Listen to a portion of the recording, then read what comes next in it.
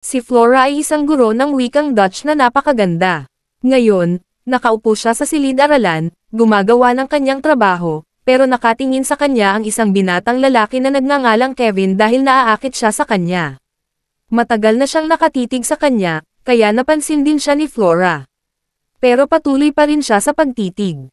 Kaya nagsimulang tumingin ng masama si Flora sa kanya.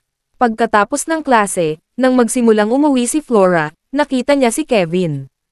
Pero dito, patuloy siyang nakatitig sa kanya ng matagal. Parang naaakit din siya sa kanya.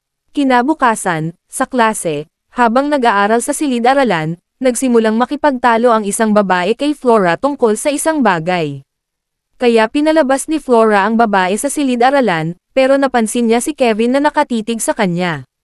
Pagkatapos ng klase, nakita ni Flora mula sa bintana na hindi maganda ang ugali ni Kevin sa babaeng nakipagtalo sa kanya. Nararamdaman niyang ginagawa lang ni Kevin ang lahat ng ito para sa kanya.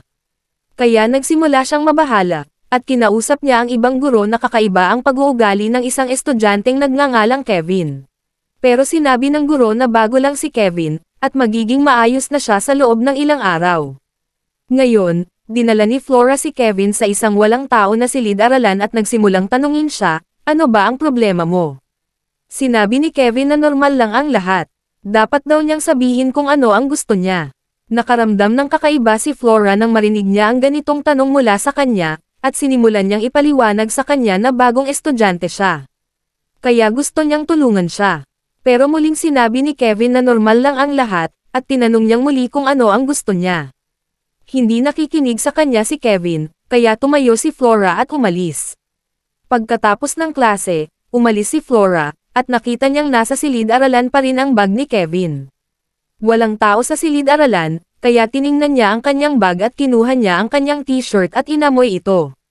Pero dito, naghihinala siyang may nakabantay sa kanya, pero wala naman siyang nakitang tao. Nang pumunta siya sa banyo, nandoon si Kevin, at lumapit siya sa kanya at sinimulang halikan siya. Sa una, hindi siya tumanggi, pero naalala niyang estudyante niya ito, kaya mali ang lahat ng ito. Kaya tumanggi siya at umalis doon. Pero kinabukasan, nagsimulang tumitig ulit si Kevin sa kanya sa silid-aralan. Pinigilan siya ni Flora ng may galit, pero hindi siya nakinig.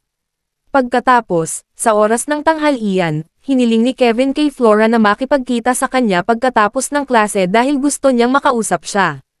Pero agad na tinanggihan siya ni Flora. Pero pagkatapos ng klase, nakita ni Flora na basag ang side mirror ng kanyang kotse, pero wala namang tao sa paligid. Pagkatapos, nang makarating siya sa bahay, may tumatawag ng paulit-ulit. Walang nagsasalita sa telepono, kaya naghihinala siyang si Kevin iyon. Kinabukasan, nang pumunta siya sa paaralan, nakita niyang nakaupo si Kevin sa loob ng silid-aralan. Natakot siya nang makita siya at nag-leave siya mula sa paaralan at umuwi. Ngayon, nanatili siya sa bahay sa loob ng maraming araw at naglaan ng oras kasama ang kanyang pamilya.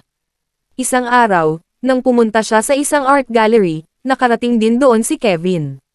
Gusto niyang makausap siya, pero mabilis siyang umalis doon. Pero sumunod siya sa elevator. Pareho silang nagkatinginan ng matagal at nagsimulang maglandian sa loob mismo ng elevator, dahil hindi na rin mapigilan ni Flora ang sarili. Pero pagkatapos niyang gawin ang lahat ng ito, nagsisi si Flora na nagawa niya iyon dahil ito ay mali. Kaya ninakaw niya ang exam paper mula sa opisina at inilagay ito sa suot ni Kevin dahil gusto niyang mapaalis siya sa paaralan. Kung mananatili siya sa paaralan, maaari na naman siyang guluhin ni Kevin, at hindi na rin niya mapipigilan ang sarili sa pakikipaglandian. At dahil sa lahat ng ito, masisira rin ang kanyang pamilya. Ngayon, inaresto ng pulis si Kevin dahil sa kasong pagnanakaw ng exam at dinala siya. At nakita ito ni Flora, at naging masaya siya. Pero pagkatapos ng ilang araw, nakakuha ng piyansa si Kevin. Pagkatapos, pumunta siya para ihatid ang anak ni Flora sa bahay. Pero nang malaman ito ni Flora, natakot siya. Nagsimula siyang makaramdam na kaya nang gawin ni Kevin ang lahat para makuha siya.